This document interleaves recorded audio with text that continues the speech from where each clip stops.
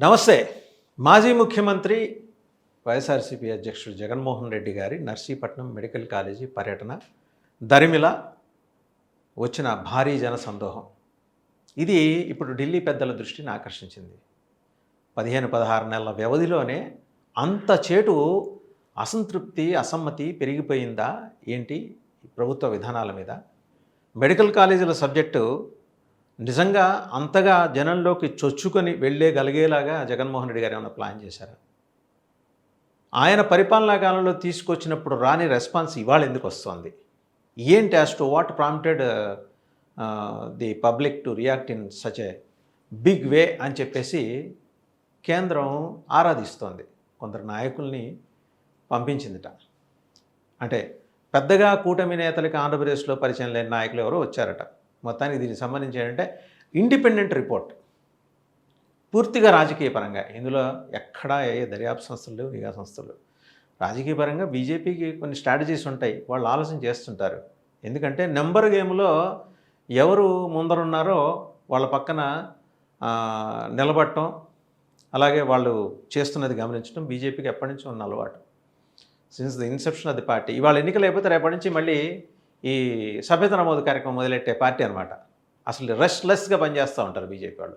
అలాంటిది తమ ప్రభుత్వం కేంద్రంలో 2 ఇంజన్లు ఉన్నాయి, రాష్ట్రంలో 2 ఇంజన్లు, మొత్తం 4 ఇంజన్లు ఉన్నా సరే జగన్మోహన్ రెడ్డికి ఏంటి ఈ జనాదరణ? ఎందుకు ఇలా వస్తుంది? కారణం ఏంటి? ఆ భారీ వర్షంలో జనాలు పోటెత్తడం ఏంటి? కంచెలు అడ్డేస్తే కంచెలు దూకేసి వచ్చి ఫిషర్మెన్ వచ్చి ఆయన కలవటం ఏంది? వాళ్ళ సమస్యలు చెప్పుకోవటం ఏంది? స్టీల్ ప్లాంట్ కార్మికులు ఆపేసి ఆయనకి వినతిపత్రం ఇవ్వటం ఏంటి? ఏంది అసలు ఏం జరుగుతోంది ఆంధ్రప్రదేశ్లో? కొంచెం సీరియస్గానే తీసుకున్నారు. ఏమన్నా టర్న్ అరౌండ్ అవుతోందా? రాజకీయాలు సమీకరణాలు ఏమన్నా మారిపోతున్నాయా? ఇది చాలా వెరీ బిగ్ క్వశ్చన్. కోర్స్ రాజకీయాల్లో గెలుపులు ఉంటాయి, ఓటములు ఉంటాయి. జనం పూర్తిగా చేత్కరించేసి దూరంగా నెట్టేసిన సందర్భాలు ఉంటాయి. కరుణానిధిని చూడాల, 13 ఏళ్ళు ఆయన ఆగాడు. ఆయన పూర్తిగా జనం ఆయన్ని బయటికి నెట్టేసినా కూడా ఎక్కడ ఓపిక కోల్పోల, సహనం కోల్పోల కరుణానిధి గారు. ఆ సహనం ఈయనలో ఉంది, జగన్మోహన్ రెడ్డి గారిలో. బట్ ఈయనకి తేడా ఏంటంటే ఆయన జనాకర్షణ పథకాలు మీదే కంప్లీట్గా బ్యాంకాడు. ఈయన జనాకర్షక పథకాలతో పాటు డెవలప్మెంట్ ఓరియంటేషన్, విద్య, వైద్యం, ఆరోగ్యం, ఈ 3 కాన్సెప్ట్స్ మీద ఎక్కువ అండర్స్కోర్ చేశారు. దీని రిజల్ట్ ఏంటంటే ఇమీడియట్గా తెలియదు.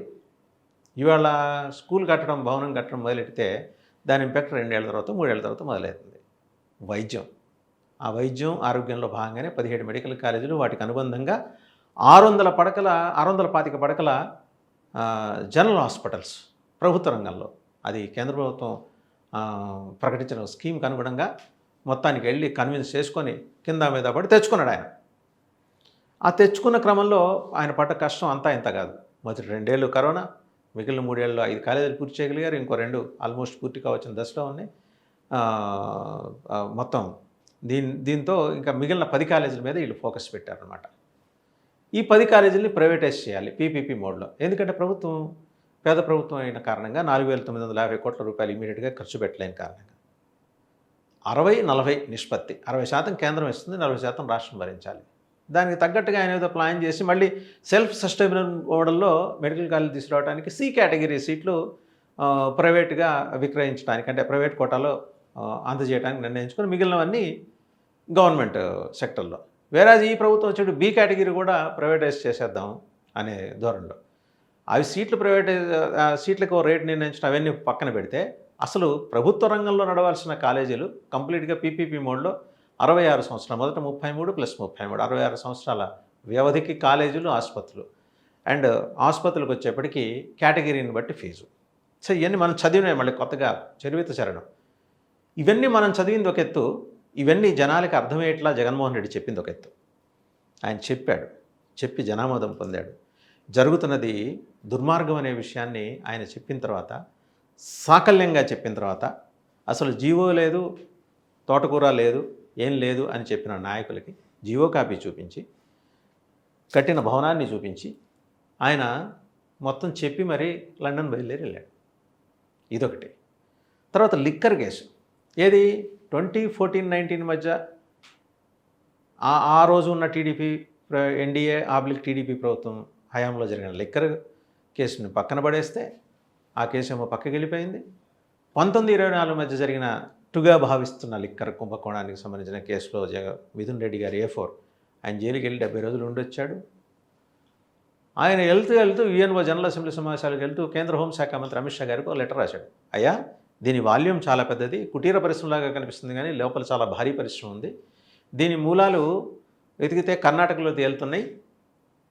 తర్వాత ఆంధ్రప్రదేశ్లో ఈ 4-5 రాయలసీమ జిల్లాలు, తర్వాత నెల్లూరు, ఒంగోలు, నెల్లూరు, ప్రకాశం, గుంటూరు జిల్లాలు దాటి కృష్ణా జిల్లా దాకా వెళ్ళిపోయినాయి 47 కోట్ల క్వార్టర్ లిక్కర్ బాటిల్స్. సో దీని సంగతి ఏదో చూడండి, ఇది సిబిఐకిను నార్కోటిక్స్ డ్రగ్ కంట్రోల్ బ్యూరోకి అప్పచెప్తే, ఇంకొక ఏమన్నా 2-3 ఇన్వెస్టిగేటివ్ సంస్థలకు అప్పచెప్తే దీని అవుట్కమ్ ఖచ్చితంగా ఉంటుందని వెంబడే ప్రభుత్వం గాబరా పడిపోయింది. పొరపాటున సిబిఐకి ఇచ్చేస్తే గోల కదా అని చెప్పేసి హుటాహుటిన ఆదరా ముఖ్యమంత్రి గారు ప్రెస్ మీట్ పెట్టేసి కల్తీ లిక్కర్ మీద కన్నెర చేశారు. ఆగ్రహోగ్రదులయ్యారు. ఎట్టి పరిస్థితుల్లో దోషులను వదిలేలే తాట తీస్తామన్నారు. సిట్ని ఏర్పాటు చేశారు. సరే, ఇంతకుముందు ఇలాంటి సిట్లు ఏం చేసాయో మనకు అందరికీ తెలిసినవే. సో కొత్తగా ఈ సిట్ కూడా ఏం చేస్తుందిలే అనే ధోరణి జనంలోకి రాకుండా ఆయన ఏం చేశారంటే సెన్సిటైజేషన్ కార్యక్రమం ఒకటి మొదలెట్టారు ముఖ్యమంత్రి గారు. ఒక ఏదో యాప్, సురక్ష యాప్ ఎక్సైజ్ వాళ్ళు చేశారట. ఇక నుంచి ఎవరైనా మందు బాటిల్ కొనుక్కున్న వాళ్ళు ఆ బాటిల్ మీద స్కాన్ చేసుకోవచ్చు. స్కాన్ చేస్తే అది ఒరిజినలా, కల్తీయా అంటే అదే మన ములకలకుంట జనార్దన్ రావు గారు, జయచంద్రారెడ్డి గారు అండ్ సురేంద్ర నాయుడు గారి సౌజన్యంతో తయారైన కల్తీ మద్యమా, లేకపోతే ఒరిజినల్ మద్యమా, క్వాలిటీ మద్యం. వాళ్ళు మొదట్లో చెప్పారు క్వాలిటీ మద్యం ఇస్తామని 99 రూపాయలకి, ఆ మద్యమా అనేది ఇది తేలిపోతుంది. సో ఈ దెబ్బకి అసలు లిక్కర్ ఎక్కడ తయారవుతుంది, కల్తీ లిక్కర్ మొత్తం బయటపడిపోతుంది. కలుగులోని చిలుకలు బయటకు వస్తే వాళ్ళందరినీ అరెస్ట్ చేసి లోపలేసేస్తాం అని ప్రభుత్వం ఒక రోజీ పిక్చర్ ఇచ్చింది. దీని మీద కూడా కేంద్ర ప్రభుత్వం ఆరాధిస్తుంది.